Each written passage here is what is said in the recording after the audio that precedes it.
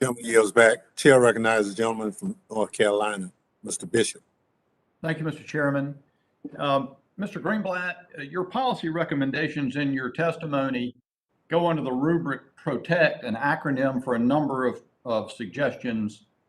And included among them is to oppose extremists in government service.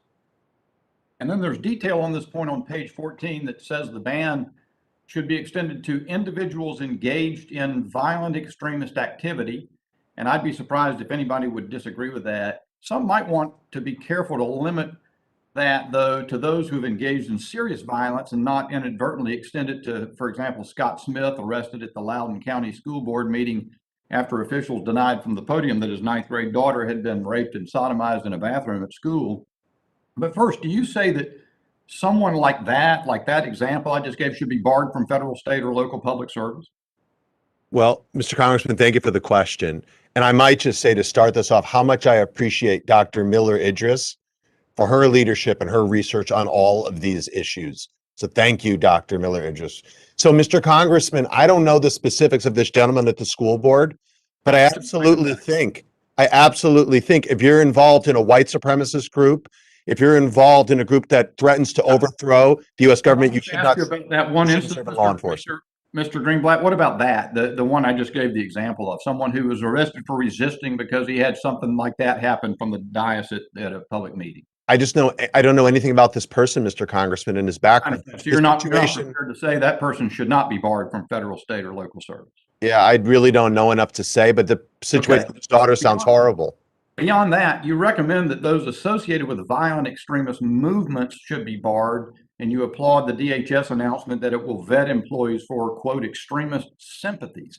Yep. So you recommend barring not only the violent, nor even those who sympathize with the violent, but those who sympathize with movements that are associated with violence. Is that right? Sure. So if you have Nazi tattoos or if you have KKK tattoos, I think that should be a disqualifier. Yes, I do believe that.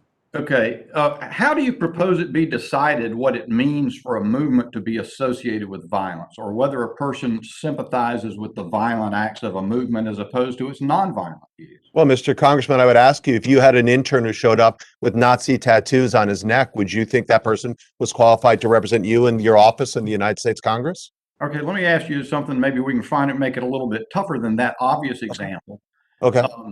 You take extremism. On your website, it says it's a concept used to describe religious, social, or political belief systems that exist substantially outside of belief systems more broadly accepted in society, i.e. mainstream beliefs. So it's something out of the mainstream. It goes on beyond that, but it comes to this sentence, which is interesting.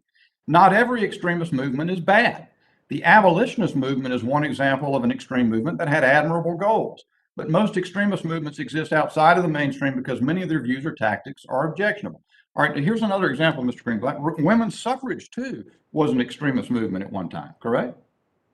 I don't know if I would characterize it that way, but it's certainly out of the mainstream in its earliest days, yes. Out of the mainstream. And there were proponents of it who used violence. Are you aware of that? No, I'm not aware of that.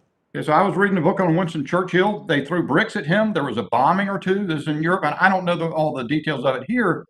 So how would you then say that anybody who was associated with women's suffrage would be then barred from, or sympathized with it, would be barred from government service?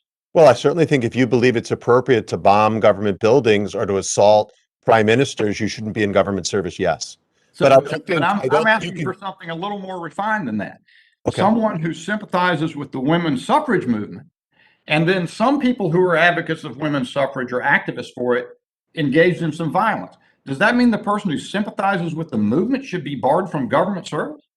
Well, I most definitely think if you are unable to disassociate yourself with movements that espouse violence or supremacy of any group, yes, you should be barred from government service. You can support women's suffrage and not support harming government officials. Sure. I think what you're posing is easy. What's hard is, how do you say that, or who judges and by what standard whether they have adequately disassociated themselves with the violent acts of some extremists associated with the movement, but not the broader goals of a movement? It's a fair question. So again, if we talk about Al Qaeda, we talk about ISIS, we talk about some of the horrific anti-Israel people out there who say the Jewish state is committing genocide. You know, Mr. Congressman, I don't think they belong as interns in your office or any public office for that matter. That's just, I feel very strongly about that. That kind of extremism should have no place.